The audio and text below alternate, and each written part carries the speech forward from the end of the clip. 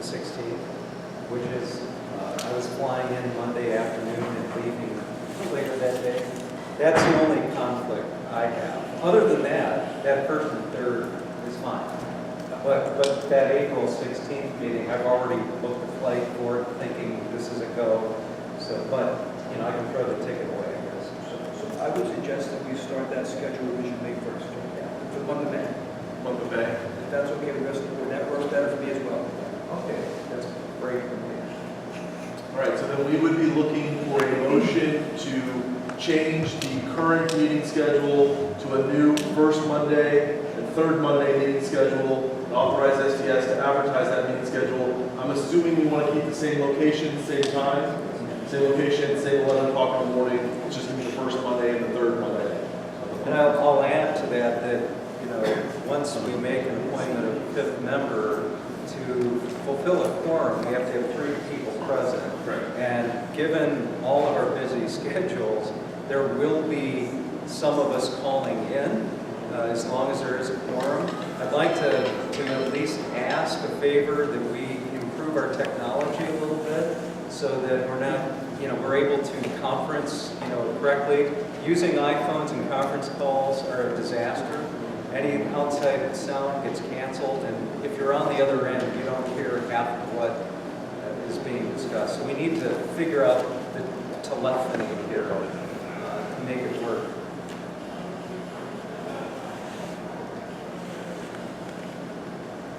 I can tell you from our standpoint, from STS's standpoint, typically we will have a speakerphone or something like that. Like I said, I haven't been back to the office in over a week, so I didn't have a chance to pick it up over on the East Coast.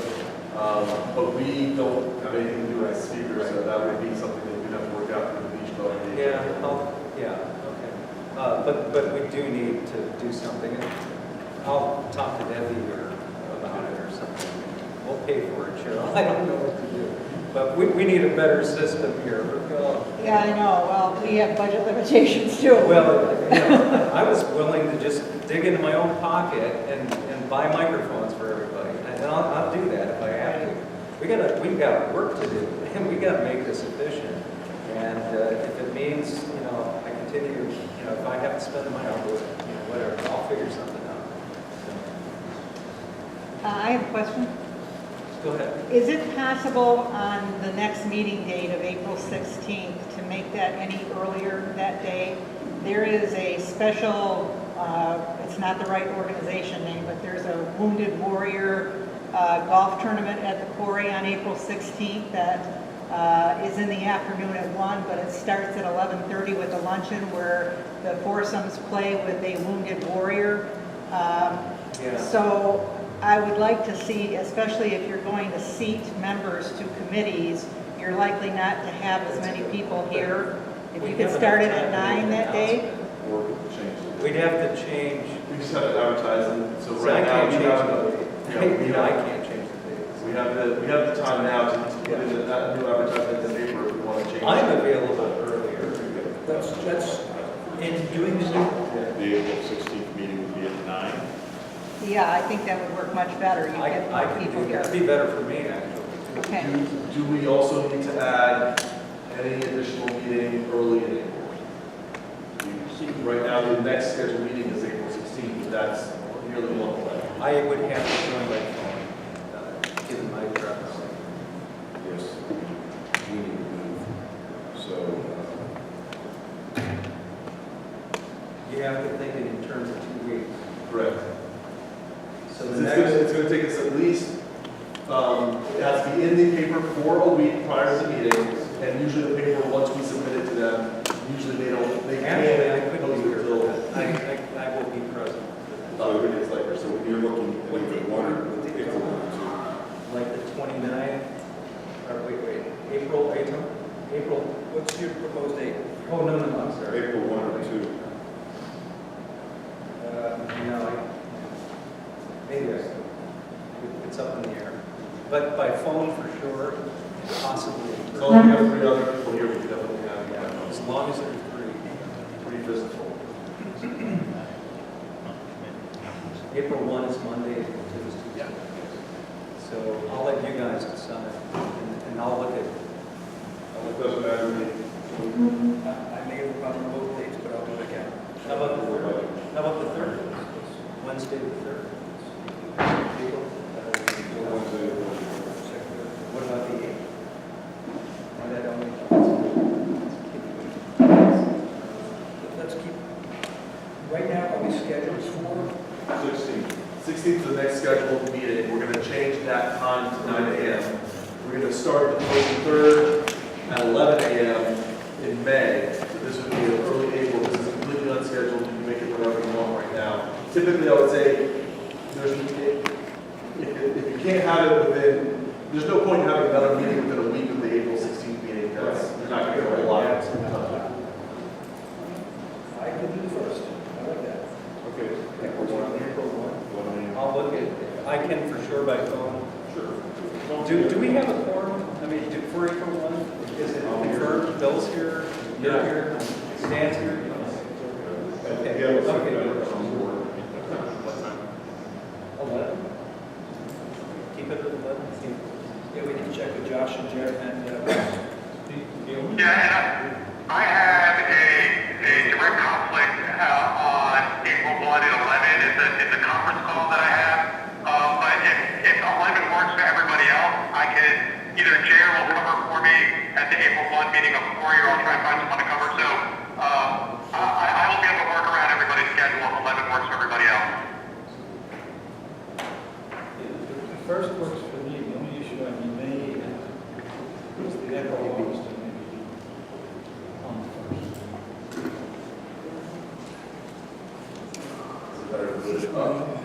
No, I have somebody else on the lake committee. Well, we're on Deal with that, but, 2.5 hours. All right, so right now, we're going to go ahead and keep April, we're going to keep the regularly scheduled April 16th meeting. But we're going to change that to 9 a.m. To hopefully get out of here before the golf gets up and running. We're going to add an April 1st meeting at 11 a.m. And then starting in May, it's going to be the first and third Monday at 11 a.m. in this location. And that will be the new advertised meeting schedule. So I would look for a motion to that effect. so moved. I second it. All those in favor? Aye. All those opposed? That motion carries. You'll have a new meeting schedule. Item number 6 is Hey, a... I'm sorry, really quick. So I heard that we're going to go April 1st, 11 o'clock, first and third Monday, starting May. Was there another meeting that was referenced in that motion? Yes, we're changing the April 16th meeting to 9 a.m. from 11 a.m. So we can get in here and out earlier. They have a big golf tournament that day. Thank you. No problem. All right, item number 6 is one of the added items. This is appointing a new board member or nomination to fill the current vacancy. Yeah. Well, you can recommend, you can nominate somebody, and then the actual motion to approve these minutes. I nominate for the 5th seat on the Court CDD, Mr. Lloyd Sheehan. I'll second that. Okay, so we have a nomination, and I'm sorry, what was the name again? Lloyd, L-O-Y-D-S-C-H-L-E-I-P. S-C-H-I-E-P. L-I-E-P. All right, so George has put up a nomination. Any other nominations for that 5th board seat? My wife, All right, hearing no other nominations, do we have a motion to approve Lloyd for that 5th board seat? no. I'll move that we approve. Do we have a second? Second. All right, we have a motion and a second. All those in favor? Aye. All those opposed? Is Lloyd here? Lloyd, unfortunately, I am not a notary, and we do not have a notary present, so we can't swear you in at this particular meeting. I would recommend that you come back to the next meeting. At the beginning of the meeting, we'll swear you in so you can actually participate and vote in that meeting. Can you stand up and take a bow? Everyone else left in the audience, you now are hereby appointed to all the committees. Since Wes, I don't know why you couldn't assign, can the board assign a duty to Lloyd now without him being sworn in? Is there anything that prevents them from doing that? No, I mean, it would be, I guess, not that different than assigning. Yeah, I think it could. And Lloyd is there to sort of be made aware of it. Yeah, I think that's fine.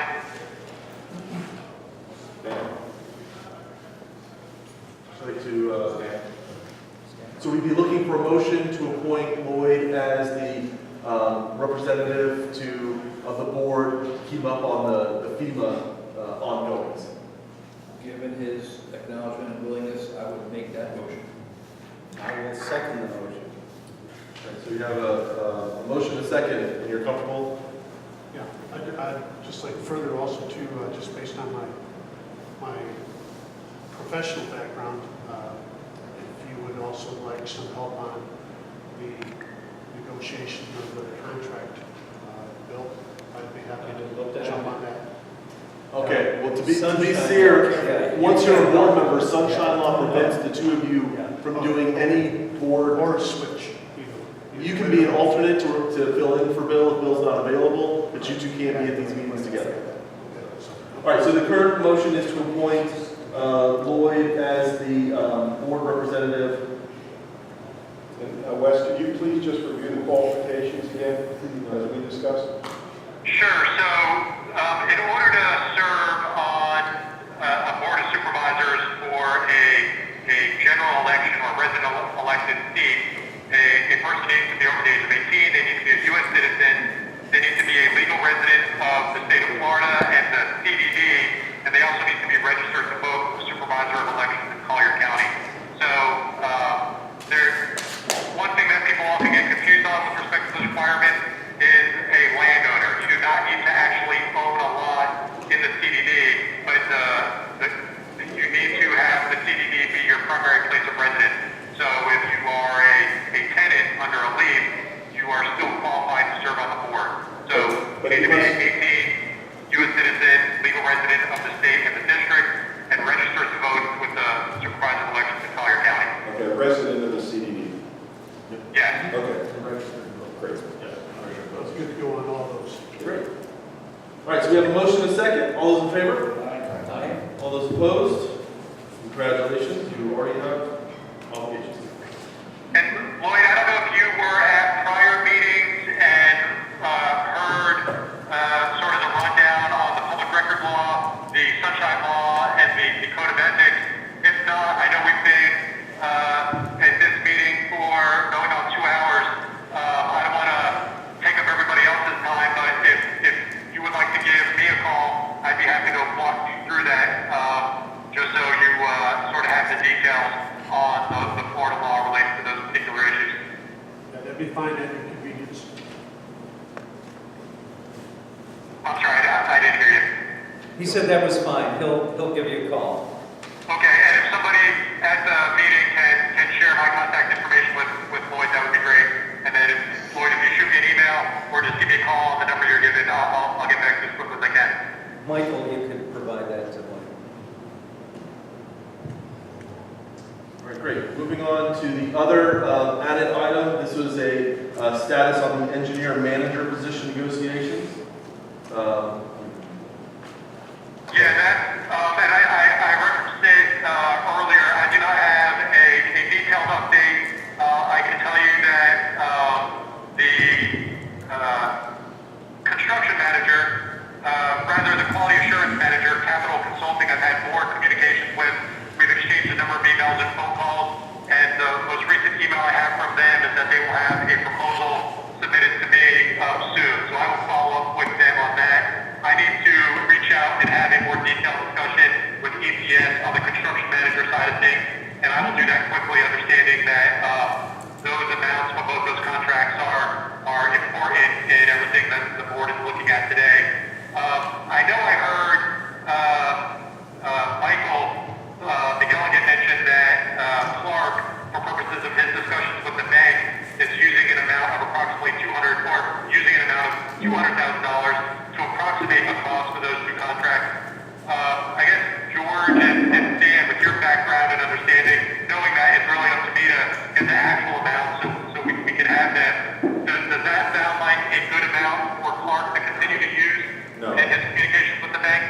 No, it's going to be more along the lines of 500,000 because you have approximately $100,000 for the construction manager, $100,000 for the quality manager, about $50,000 for quality testing, and then about another $250,000 for contingency. But the Yeah, okay. contingency's So, baked in already. What's that? The contingency's already baked into that budget that Clark's using, is that correct? Well, Or only the two, he's only using a gross or a number of he's 200. using the original bid of quality 1.9. of 1.9. I don't know if they had contingency built in. Yeah. He's using that. His contingency that he was using, the 200,000, was for these construction managers. Okay. So he was using 200,000 in addition to quality's bid, but it sounds like we need to up his 200,000. Clark needs to be 500,000. working with a $2.4 million budget. Yeah, I believe right now he's more like 2.25, 2.3. He needs to be working with at least 2.4 million. Okay. Yeah, it's gotta be more than that, huh? There's just so much phase three. Well, I'm going to tell him to take all, there's a high bid on the quality contract. I'm going to tell him to add 500 to that, and then he has to gross it up for closing costs. And any number for phase Phase one, once we have that number, right And now. then we'll recoup back whatever we can from our negotiations. And as stated before, this happens, we have this happen, it's not regularly, but often enough where at the end of the project, if there's any money left over, it simply goes back to paying down the bonds. Unfortunately, we might pay interest on it for 1 or 2 periods, but I mean, that's usually minor, yeah. Yeah.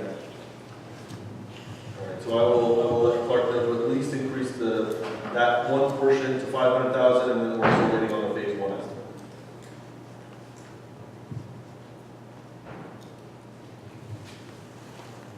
All right, moving on, we have financial report.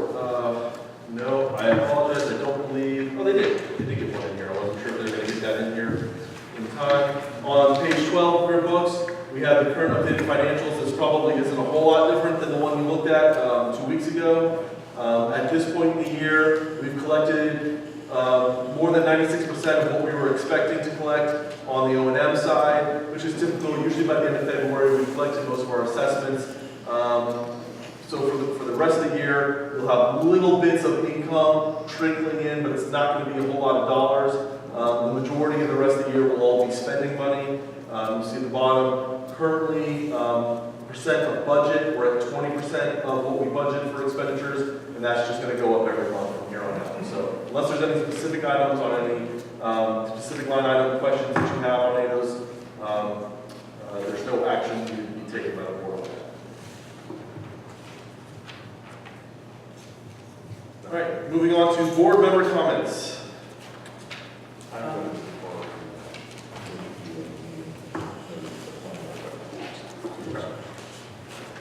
Are there any other board member comments? I just have a question. As we enter negotiations with Metro Equipment Services and the other guys, is Velocity on that list too? Yes. Okay. Just want to make sure of that.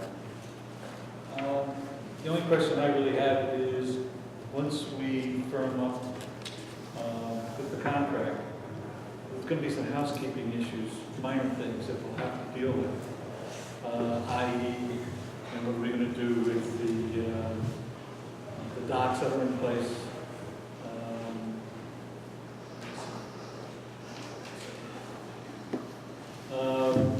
I just want to make sure that the contractor is aware of where the sewer and stormwater drains are, especially the ones that where they'll be coming in to unload the stone, so that there isn't any issues there. And these are the type of housekeeping issues I'm talking about. Do we do that at the time when they're getting ready to begin construction? Well, yeah, what I would say is typically that would be something that your district engineer will get with the contractor just to make sure they're aware of any of those type of issues as they're getting ready to start.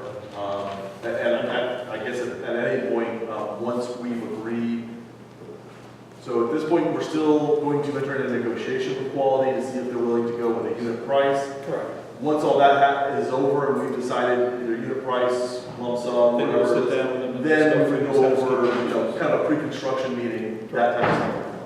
All right, the only other thing I had is the preserve. I know that the preserve falls under our jurisdiction. I know there's a maintenance contract, which I haven't seen between us and the homeowners association. Do we need someone to take a look at that to make sure? I've requested, I need that, Bill needs that. We need to understand every agreement and contract that this entity has with other parties. And I, for one, want a copy of all of those contracts to review. And we all should, not just me, but each one of us should have a copy of that. It's lower on the priority list at this stage of the game, but these are things that we'll have. We need to get up to speed We have on what our obligations are. We have a broken system right now, and that system is going to be fixed. Yep. You know, well, can some of these fall underneath some of the subcommittees? It could. It could, yeah, all the little housekeeping. One other housekeeping thing that I just made a note to myself is making sure that whoever, whether it's QE or somebody else who might be performing the reparations to the deficiencies in phase one, to make sure that that portion of work is also covered under a surety bond, performance bond. Because there could be a little loophole that, our primary work is, you've asked us to do this extra side job here. I want to make sure that that is covered under a surety bond. It might slip through the loophole for that purpose. And what I would say in that is probably just want to make sure that when we do come back after whatever negotiations take place with Wally, whatever the results of that are, maybe ask Wally to come back to the meeting when the board will officially accept the new contract, however that contract looks, just in case there are any questions the board wants to make of Wally before approving. Thanks for sitting through all this. One more. Sure. I understand we are a special purpose public duty.